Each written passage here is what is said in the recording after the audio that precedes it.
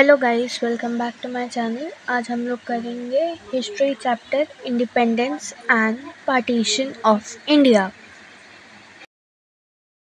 15 अगस्त 1947 इस दिन ने हमारी हिस्ट्री को हमेशा के लिए बदल दिया।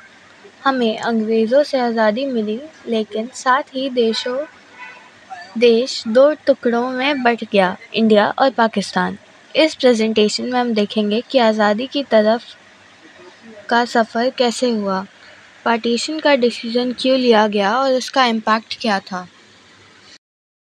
Background to independence. World war 2 के बाद ब्रिटेन बहुत वीक हो गया था। इकोनॉमिक क्राइसिस, लोगों का भरोसा टूट गया और हर जगह इंडिपेंडेंस मूवमेंट शुरू हो गए थे। इंडिया में भी लोग गुस्से में थे। कांग्रेस और गांधी जी फुल पावर के साथ आज़ादी की मांग कर रहे थे। क्विट इंडिया मूवमेंट, आईएनए का स्ट्रगल और देश भर में प्रोटेस्ट, सबने ब्रिटिश रूल को झटका दिया। उनका अब इंडिया में टिकना मुश्किल हो गया था।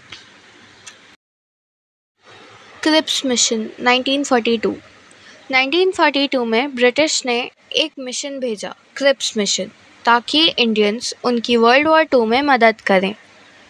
उन्होंने प्रॉमिस किया वॉर के बाद हमको डोमिनियन स्टेटस मिलेगा, लेकिन गांधी जी और कांग्रेस ने इसे रिजेक्ट कर दिया। गांधी जी ने कहा, ये एक post dated cheque on a crashing bank है, यानी एक बेकार प्रॉमिस। इसके बाद अंग्रेज़ों और इंडियंस के बीच टेंशन और बढ़ गया था। Quit India movement. फिर गांधी जी ने 8 अगस्त 1942 को बॉम्बे में लॉन्च किया क्विट इंडिया मूवमेंट। उसका स्लोगन था डू और डाई, या तो देश छोड़ो या मर जाओ।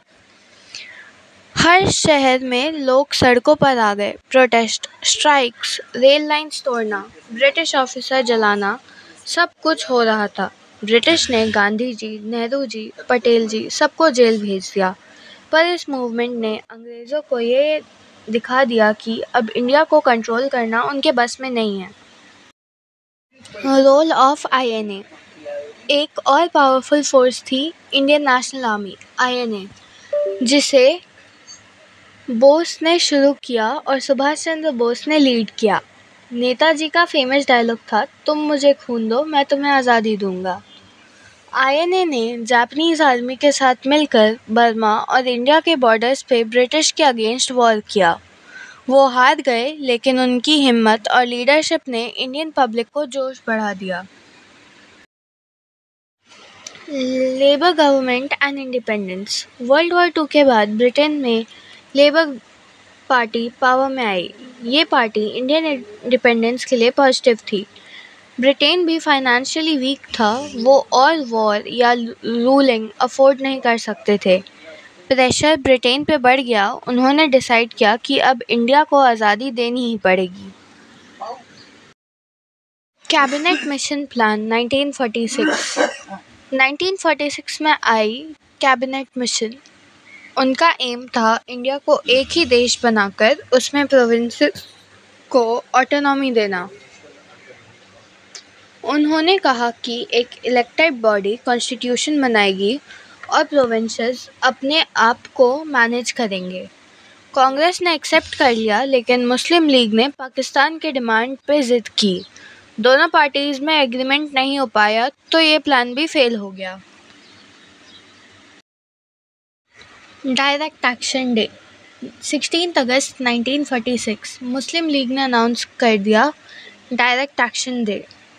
उनका कहना था कि अगर पाकिस्तान नहीं मिला तो वो फोर्सफुली लेंगे। कलकत्ता में कम्युनल राइट्स हुए। हिंदू मुस्लिम के बीच खून खराबा हुआ, जिसे कहा गया ग्रेट कलकत्ता किलिंग। 5000 से ज़्यादा लोग मारे गए। ये एक सिग्नल था कि पार्टीशन ऑलमोस्ट फाइनल है। माउंटबैटन प्लान 1947 में लॉर्ड माउंटबैटन इंडिया आए। वो लास्ट वाइसरॉय थे।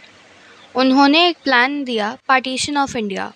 इस प्लान के अकॉर्डिंग इंडिया और पाकिस्तान दोनों अलग अलग डोमिनियन बनेंगे। प्रोविंसेस को चूज करने का राइट मिलता कि वो कहाँ जाएंगे। कांग्रेस, मुस्लिम लीग और सिख लीडर ने इस प्लान को एक्सेप्ट कर लिया। आज़ादी की डेट डिसाइड हुई 15 अगस्त 1947। Indian independence act 1947। Indian independence act पास हुआ 18 जुलाई 1947 को ब्रिटिश पार्लियामेंट में। इसके अकॉर्डिंग इंडिया और पाकिस्तान दो इंडिपेंडेंट देश बन गए। सेकंड, बाउंड्री कमीशन बनाया गया पंजाब और बंगाल को डिवाइड करने के लिए। थर्ड, प्रिंसली स्टेट को ओपिनियन दिया गया कि इंडिया या फिर पाकिस्तान ज्वाइन करें। Fourth, British rule officially and हो गया यहाँ पे। Partition of India. पार्टीशन ने पूरे देश को हिला दिया। पंजाब और बंगाल डिवाइड हो गए। 15 मिलियन लोगों को अपना घर छोड़ना पड़ा। हिंदूज और सिख ने इंडिया आना शुरू किया। मुस्लिम्स पाकिस्तान गए। Communal riots, train full of dead bodies, families बिछड़ गए। ये सब पार्टीशन के दर्द भरे पल थे। 1 मिलियन से ज़्यादा लोग मारे गए। ये आज़ादी खुशी से ज़्यादा दर्द के साथ आई थी। Consequences of Pakistan. पार्टीशन के कुछ मेजर इफ़ेक्ट्स थे। First, massive population exchange. Migration के टाइम पर लूट और बहुत सारी किलिंग्स भी हुई। सेकंड, हिंदुस्तान और पाकिस्तान के बीच दुश्मनी शुरू हो गई। थर्ड, लोग इमोशनली और मेंटली अफेक्ट हुए, उनका सब कुछ छूट गया। फोर्थ, ये ट्रेजेडी इंडिया के लिए एक हमेशा के लिए दर्द बन गई थी। इंडियाज़ फर्स्ट इंडिपेंडेंस डे 15 अगस्त 1947। फाइनली वो दिन आया जब हम आज़ाद हुए। नेहरू जी ने अपना हिस्टोरिक स्पीच दिया। देश में सेलिब्रेशन हुआ, लेकिन उस वक्त दुख भी था पार्टीशन की वजह से। नेहरू जी बने प्राइम मिनिस्टर और आगे जाके डॉक्टर राजेंद्र प्रसाद बने हमारे पहले प्रेसिडेंट। पूरे देश में एक नया सवेरा था आज़ादी का, पर खून के आंसू के साथ।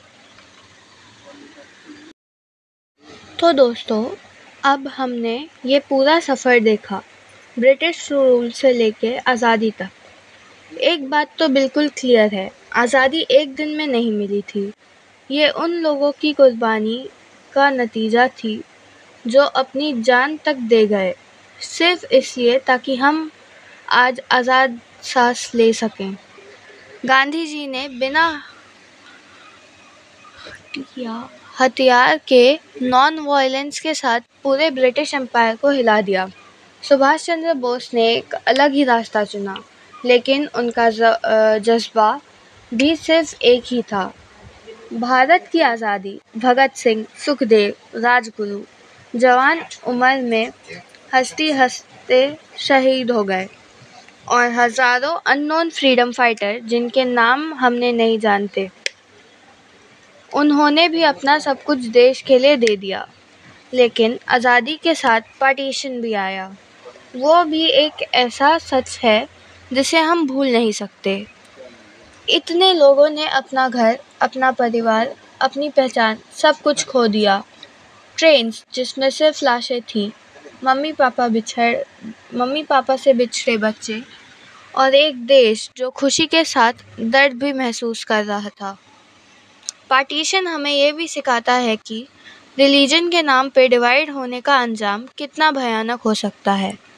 आज भी अगर हम यूनिटी से ना रहें तो वही हिस्ट्री रिपीट हो सकती है।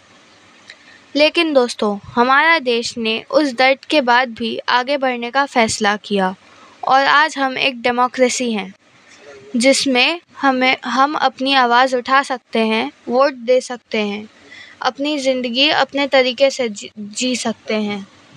इसलिए हमें सिर्फ आज़ादी का सेलिब्रेशन नहीं करना चाहिए, बल्कि उसके पीछे की कहानी भी याद रखनी चाहिए। हमें ग्रैटिट्यूड दिखाना चाहिए उन सब लोगों के लिए जिनकी वजह से आज हम स्कूल में खड़े होकर आज़ादी की कहानी सुन रहे हैं। आज भी हमारे देश में कई प्रॉब्लम्स हैं, लेकिन अगर हम यूनिटी, टॉलरेंस और पीस के साथ चलें तो हम अपने देश को भी ऊंचा ले जा सकते हैं।